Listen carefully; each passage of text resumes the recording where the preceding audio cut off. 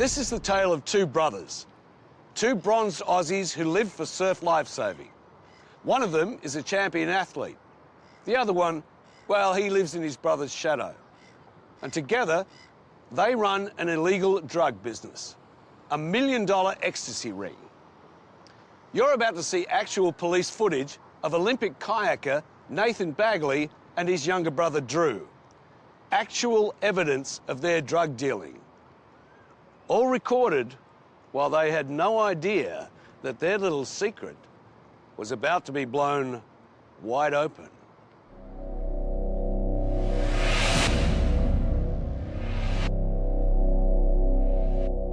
It's 2004, and 29-year-old Nathan Baggaley is an Olympic hero, a dual silver medalist.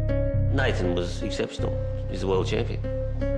World champion, superstar. He seemed to do everything right.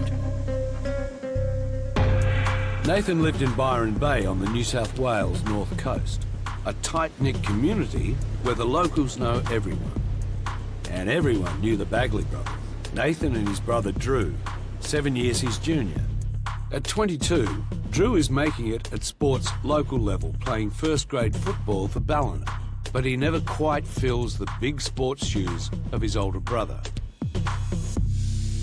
In 2005, just a year after his Olympic glory, Nathan Baggaley made headlines for the wrong reasons. Olympic medal-winning kayaker Nathan Baggaley has been banned from competing for 15 months. Baggaley tested positive to 2 anabolic steroids. Nathan's excuse for how the steroids stanozolol ended up in his system? It was his brother Drew's, and he drank from his orange juice. All I can say between you and me is I don't take drugs. I've never taken drugs. But it didn't wash with sports governing bodies, and Nathan was suspended from competition. I tend to believe him about the steroids allegation. I don't tend to believe him about anything else, but I do tend to believe him about that. Over the next few months, persistent rumours begin to emerge about Nathan and Drew Baggaley. There were certainly whispers within the community, particularly in the surf club community. It was generally reasonably well known that Nathan is or may be involved in the distribution of ecstasy. Ecstasy, a drug taken in a tablet that has been known to kill. And just 6 months after the steroid charge, in February 2007, Nathan and another associate were caught with it. Disgraced former Olympic kayaker Nathan Baggaley is facing drug charges on the Gold Coast. It's alleged the 31-year-old Olympian was found with more than 700 ecstasy tablets. I picked Nathan up from the watch house. I thought he was smarter than that. I told him, I said, mate, they're going to be watching you forever. And he told me, I know. His surf club coach was spot on. The associate, who was with Nathan at the time, pleaded guilty to possessing a dangerous drug and was sentenced to jail for 2.5 years. The charges against Nathan were dropped, but police weren't finished with Nathan. They still had their suspicions. In July 2007, Strike Force Allawah begins, a joint operation between the New South Wales Drug Squad and Tweed Byron Local Area Command to target the suspected dealing of the Baggaley brothers. We started listening to their phones and commencing surveillance upon them. This is the actual police footage and audio. Yeah, copy mate, our bloke's just been on the move. Police are also following Drew Baggaley, Nathan's younger brother. He's run over to the driver's side. This is some of the early police surveillance of Drew Baggaley. Okay, he's continuing through the car park. We've got Drew on the mobile, Police discover that mobile is one of 12. Yes, 12 different mobiles that Drew has on rotation. So every time he takes or makes a phone call, police are listening. I guess their strategy is that the police haven't got all our phone numbers, so they couldn't possibly be listening to all our phones. Sometimes we are. The phone tap pays off. 2 months into the investigation, and police discover Drew is flying from Queensland to Sydney every week. The question is, why? We received information that Drew was going to come out to Sydney to pick up some ecstasy tablets, and we're thinking it was around the 15,000 tablet mark. It's the morning of Drew's flight, and this is the actual police footage taken by detectives as they secretly tail Drew's vehicle. He gets out of the car and hops on a plane bound for Sydney, where a second team of detectives will also be waiting. We set up a surveillance operation in Sydney at the domestic airport. On the day, I was actually inside the terminal, so I followed him down to the luggage carousel where he picked up a bag. He got into a cab. Now in Sydney, police followed Drew to a local smash repair shop. He met up with a number of people that we knew were drug suppliers. Just tell everyone I've got video. I'm getting video of them now. They're at the car. They're at the car. That's Drew with the cap on the left, being secretly filmed by police. You are watching a turning point in the investigation. Not only do police have footage of Drew, but anyone else they see, any car in this car park, could be a lead, could be involved in what is going on inside the smash repair shop.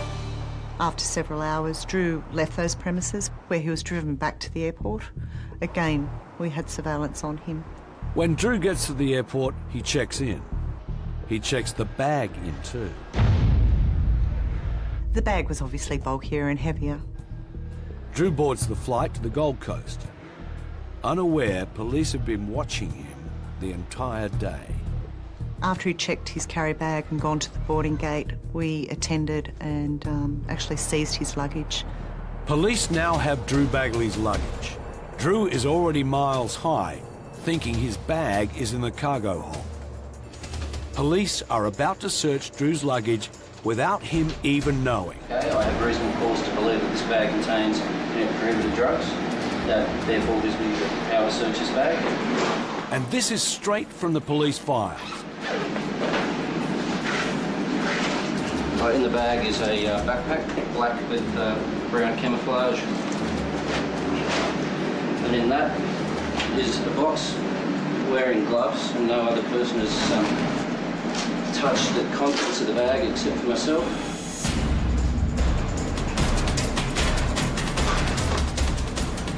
Could this be what police had hoped for?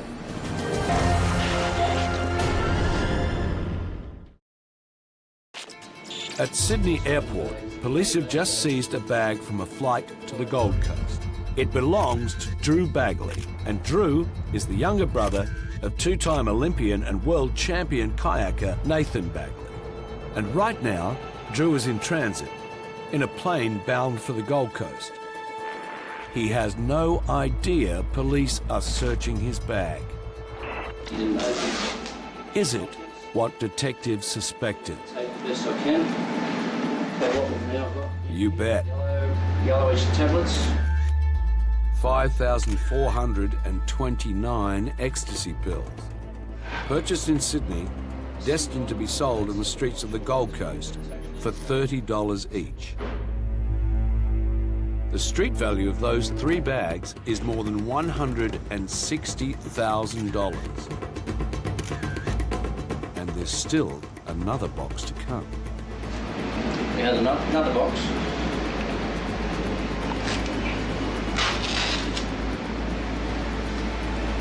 Again, I'll do my best to preserve that. What's in the second box is so tightly packed, police struggle to get it out.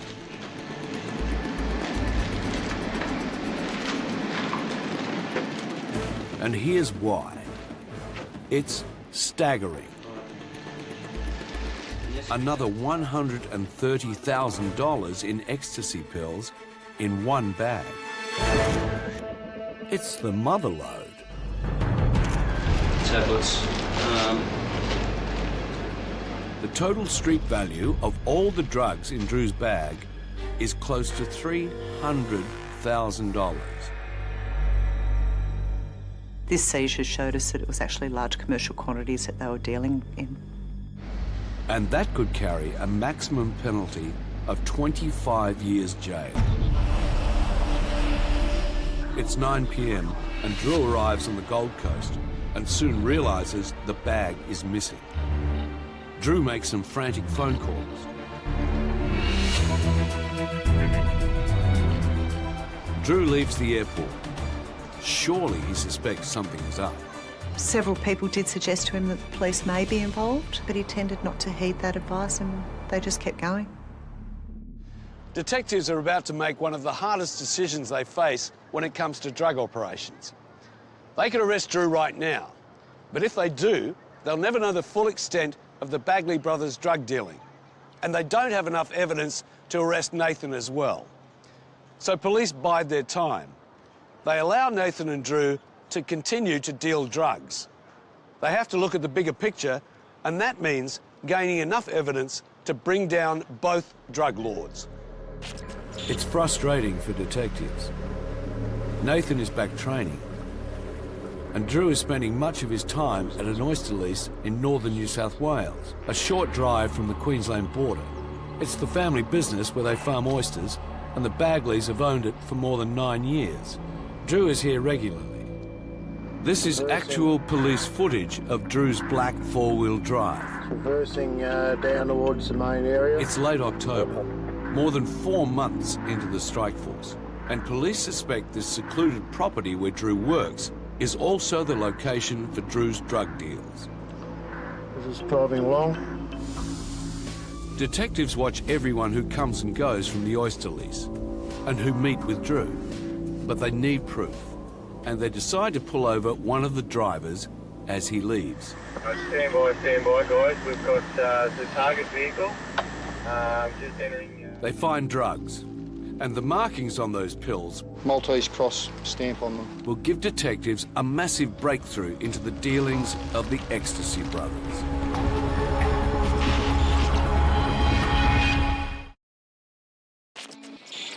Police are investigating Drew and Nathan Baggaley and have just pulled over a driver spotted talking to Drew earlier. They find ecstasy pills. green pill with a Maltese cross stamp on them. That cross is as good as a fingerprint. All ecstasy pills normally have a unique stamp impressed upon them, whether it be Chanel logo, Louis Vuitton, bull's horns. The markings on the pills were a Maltese cross. And that will be part of the crucial evidence later in the investigation. Police have confirmed Drew is supplying drugs, but they suspect it's Nathan making the pills. Suspicion is one thing, but police need proof. And so far, detectives have evidence against Drew, but nothing on Nathan. But their patience is about to be rewarded. What happens in the next 24 hours is a turning point in the investigation. Remember, police are still tapping the Baggaley brothers' phones, and one of those taps reveals that Nathan is about to do a drug deal himself. We received some information that a person called Billa and Nathan Baggaley were going to do a drugs transaction. We were particularly interested because we hadn't had footage of Nathan doing actual transactions himself to this point. It's recording, mate. It's the 16th of November, 5 months into the strike force, and you are about to witness the crucial evidence police long for on the Olympian Nathan Baggaley. The man crossing the road, his name's Billa.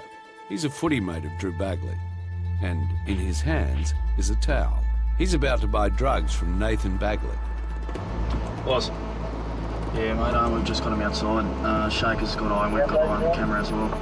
Billa gave Nathan something wrapped in a towel, which was money. Nathan appeared to look at it, and then he put it in the back of his motorbike and drove off. Nathan takes the cash out of the towel Billa gave him. He puts the drugs in and gives the towel back to Billa, the drug buyer. And a couple of hours later, police swoop and arrest the buyer, Billa. Billa was stopped on his way down to Ballina. Vehicle was searched by the Highway Patrol. All right, we've got both people out of the vehicle. They found the original towel that had been handed to Nathan, and obviously the tablets, and again they were stamped with the Maltese cross. Yes, that same Maltese cross that police have seen on ecstasy from other Baggaley drug deals. Police now have evidence on both Nathan and Drew. The next day, the Baggaley brothers discover their buyer, Billa, has been arrested. Yeah, he's got Drew with his white shirt, Nathan's up there, he's got a pair of shorts on, no shirt on. You could quite clearly see they were worried about something. And which the obvious conclusion was they were talking about Billa's arrest. Yeah, he's at the front talking. He seemed to be fairly concerned about something. The arrest has made the brothers anxious, and at any time, they could work out that police may be onto them. Police are still watching as Drew gets a text. Yeah, he's got Drew looking at his phone, it's a text message or whatever. So he might be sending a text message. Could this be another buyer? Yeah, Drew's looking through his phone again. So when Drew leaves Nathan's, police follow. Okay, they're separating now. Okay, Nathan's back in the shed and Drew's going back into his vehicle. Okay, Drew's reversing out. Yeah, I've got eyeball on him approaching Bayshore Drive. Yeah, Dom. See if there's a meeting takes place there, and if so, we'll bring the other vehicle north. Detectives are still filming, following Drew to a nearby rest stop. Go left, go left. Police can see the car park. I'd actually gone into the bushes to try and get some video footage. But does that mean police can be seen as well?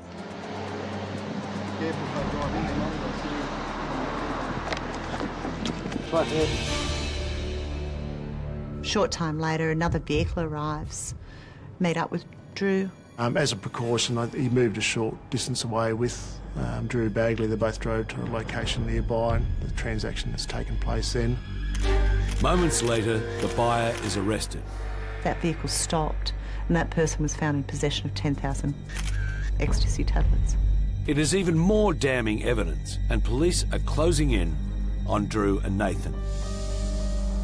Police are now racing against the clock. They have to arrest Nathan before he flies overseas to compete in a kayaking tournament. And unbelievably, there is another massive reason looming to shut the pair down. Phone taps on mobile conversations between the brothers reveal the pair are planning to flood schoolies week with ecstasy pills. It seems these days it's not uncommon for people like the Baggleys and younger men in particular to see not a great deal wrong in selling ecstasy to these kids, 18-year-olds, 19-year-olds. I think it's a disgrace. Police must arrest the Baggaley brothers before the ecstasy makes it to the streets of the Gold Coast and Byron and into the mouths of teenage school leaders. Detectives also have to arrest both brothers at the same time. Held a briefing at Tweed Heads Police Station. Probably had about 60 to 80 police there. We were executing 10 search warrants, probably about half a dozen of those simultaneously. Almost 6 months after the police strike force was set up, it has just entered its final stage. Police swoop on Drew at the family oyster lease in Brunswick Heads and begin searching his belongings. It says Billa, $7,800, JC, $3,000. There is a very large bundle of 50s and other notes in there. It's not long before they find evidence. Bundle after bundle of drug-dealing cash. More than 62,000 bucks. Drew knows that he's busted. And at the same time, his famous brother has been arrested too. Well, you'll now be conveyed to the Byron Bay Police Station to be put into custody. Nathan Baggaley, the Olympic hero, is arrested at his girlfriend's home and taken to the Byron Bay Police Station to be formally charged. Is this your mobile phone? You don't want to use it? Yeah, people have borrowed it, but it's my primary phone, but yeah, people do use it. Nathan is told police are searching his house. Food saver vacuum packaging system with bags. So far they've found cash, and in Nathan's bedroom, multiple mobile phones. But what's behind that chipboard will prove Nathan Baggaley, the kayaking hero, was the one making the dangerous pill.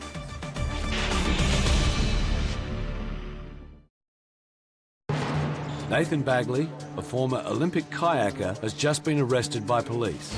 Other officers are searching his house and have just found the proof they were looking for. There's a wooden trolley with wheels. On the trolley is a single station tablet press. That is a pill press. It's used for making ecstasy. The powder goes in, it's pressed into a tablet, and ecstasy comes out. The press weighs 125 kilos and can produce 60 tablets a minute. That's $2,000 worth every 60 seconds. It's the same pill press that made the drugs that Drew sold to a man at the oyster lease, and Nathan sold to the buyer, Billa.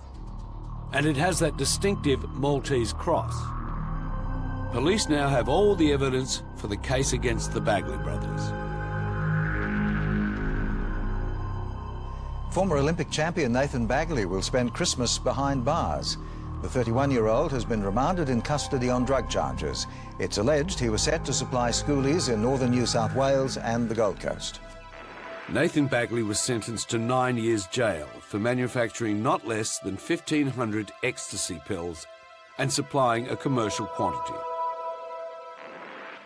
Drew Baggaley was sentenced to 12 years jail for manufacturing a large commercial quantity and supplying $1.3 million worth of ecstasy. Remember when Drew was at the Sydney smash repair? That's him in the black cap.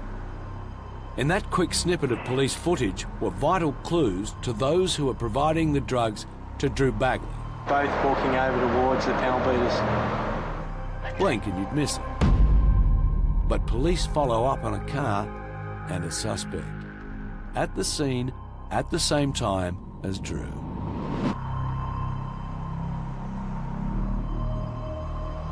It's now 12 months later, December 2008, and police managed to smuggle a hidden camera inside the smash repair. This is the actual footage from that tiny lens. The man from the car park? His name is Asim Kajaklia. He's in the leather jacket on the left. He's the man that sourced the $300,000 worth of drugs for Drew Baggaley 1 year earlier. The man on the right, in yellow, is SARGON ZAIA. Asim is about to sell 5,000 ecstasy pills for $50,000. SARGON ZAIA leaves with the money, but doesn't get very far.